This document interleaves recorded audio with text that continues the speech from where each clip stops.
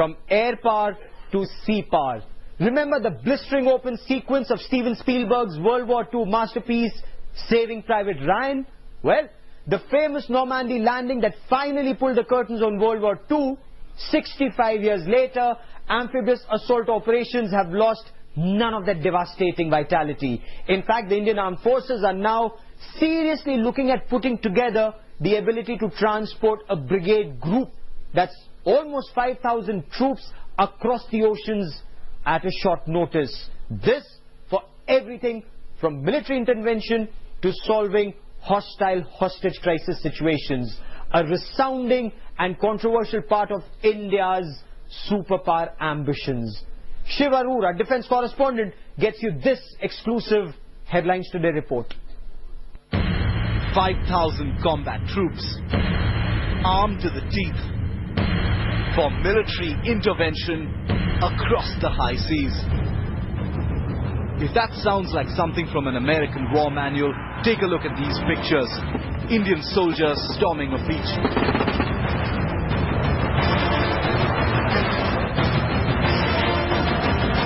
As part of a recent war exercise, an image that could be very real, because that's just how the armed forces want it.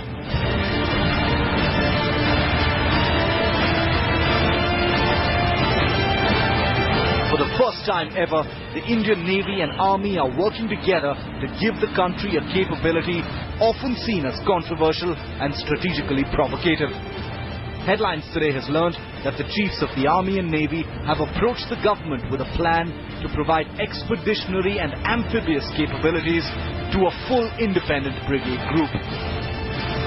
In simple terms, that's the ability to embark, transport and deliver 5,000 fully armed combat troops, tanks and weapons onto overseas territory.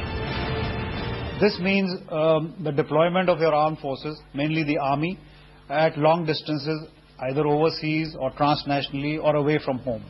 This can be done in two ways. It can be through airlift, which will require air bases in foreign territory, or a much simpler way is to do it by sea lift. Your ships convey your forces across long distances. The Navy currently has the capacity to transport 2 troop battalions, but what India needs desperately is to be able to deliver a brigade-sized force across the seas.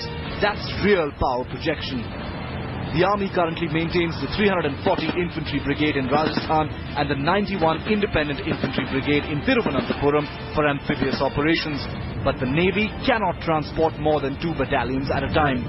We already have landing ships, tank and so on. We've acquired the INS Jalashwa, which can carry 1,000 troops. We need more ships of that type. They are called landing platforms, dock. They can carry personnel, they can carry helicopters, they can carry small craft which go from ship to shore. If there is a contingency where the Indian Armed Forces are involved or assistance is asked for, and this may not be a conflict situation, it may be even a natural disaster, in which case certain troop levels would require to be taken out of the country's territorial waters or outside the area. The need for an expeditionary capability is huge and necessary for a critical list of possible scenarios. Military intervention in the event of a Kargil-like scenario in any of India's island territories or friendly nations. A hostage situation in a foreign land involving Indian diaspora. A threat to India's multi-billion-dollar energy investments like in Sakhalin in Russia. Humanitarian rescue and post-disaster relief operations as well. The Navy will be looking to induct more vessels like the INS Jalashwa large amphibious vessel and put together a comprehensive training program to synergize operations to the hilt between the Army and the Navy. Work has begun in earnest for a capability that is bound to raise several eyebrows.